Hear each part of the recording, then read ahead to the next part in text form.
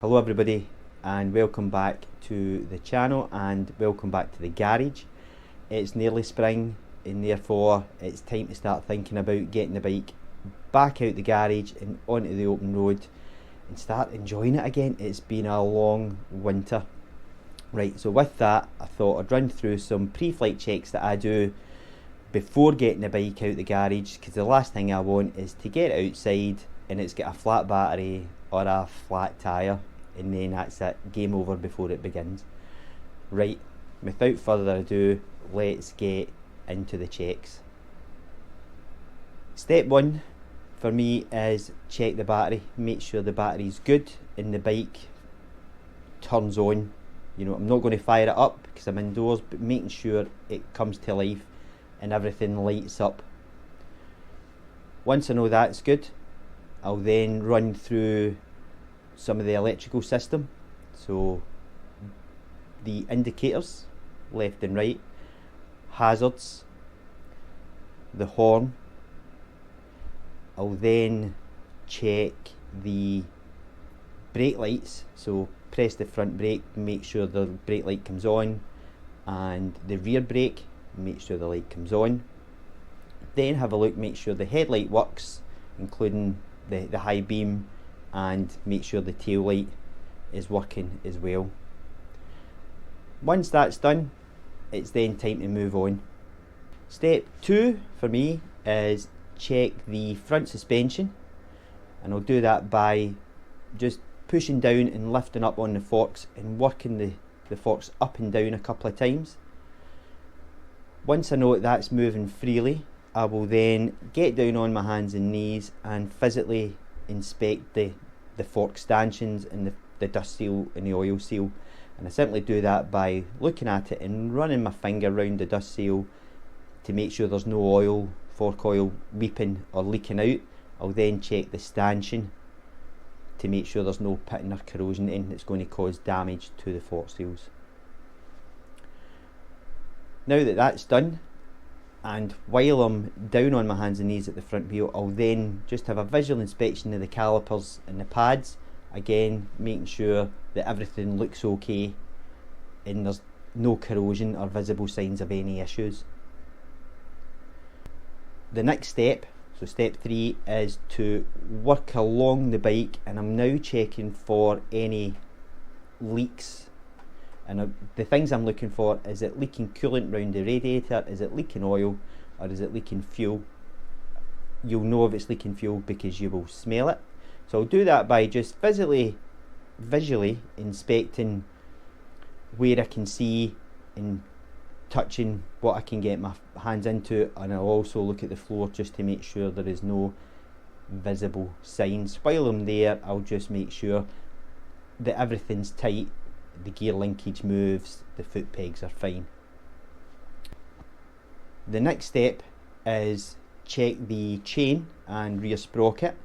Now hopefully you've seen the video I made of cleaning and lubing and adjusting your chain. If you haven't, I'll leave a link to that at the end of this video, and after this you can check that out. And I'll do that simply by rotating the rear wheel and checking the chain, make sure there's no corrosion and it's clean and lubricated and it's well adjusted. That's done, and I've kind of killed two birds with one stone because I've rotated the rear wheel, so I now know that the rear wheel isn't stuck and it's not seizing. And I'll also have a look at the rear caliper for the same things as I checked in the front caliper.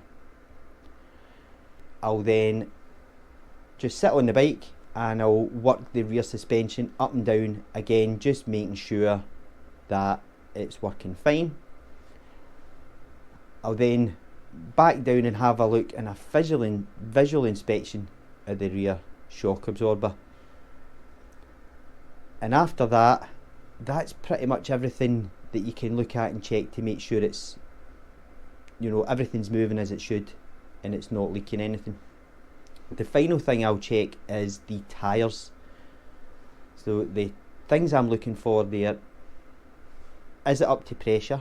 If not, I'll then get it up to pressure. That lets me make sure that there's no leaks and the tyres themselves are in good condition. I'll then rotate the wheels and just make sure that the tyre itself is in good condition. You know, is there life left in it? Do I need a new tyre?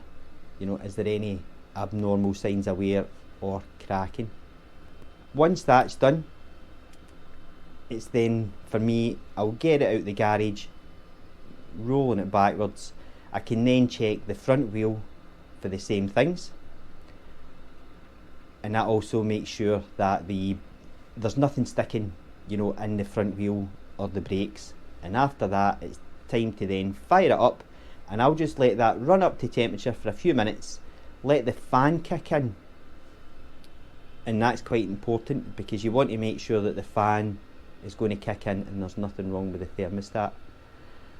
After that, that's it. You know your bike's good to go, so we can then park it back up again, or if it's a good day, we might as well just get on it and go and ride.